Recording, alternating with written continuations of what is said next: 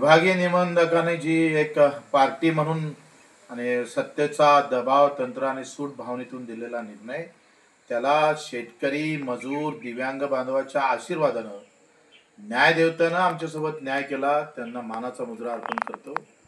या जिल्ह्यातल्या काही काँग्रेस जे काही बीजेपीचं सेल म्हणून काम करतं, त्यांनी मिळून काँग्रेस आणि काही भाजपचे लोक मिळून आमच्यावर हा जो प्रकार केला तो अतिशय बेकायदेशीर होता, सूट भावनेतला होता.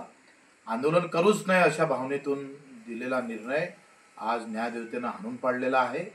आम्ही सत्याची बाजू जिंकली आहे, सत्ता हारलेली आहे आणि म्हणून त्यांचं आभार मानतो. वकील साहेबांचं, माझे संचालक, सगळ्या संचालक मंडळीचं आहे ते ठामपणे आमच्यासोबत उभं राहिले, त्यांचे आभार मानतो. धन्यवाद.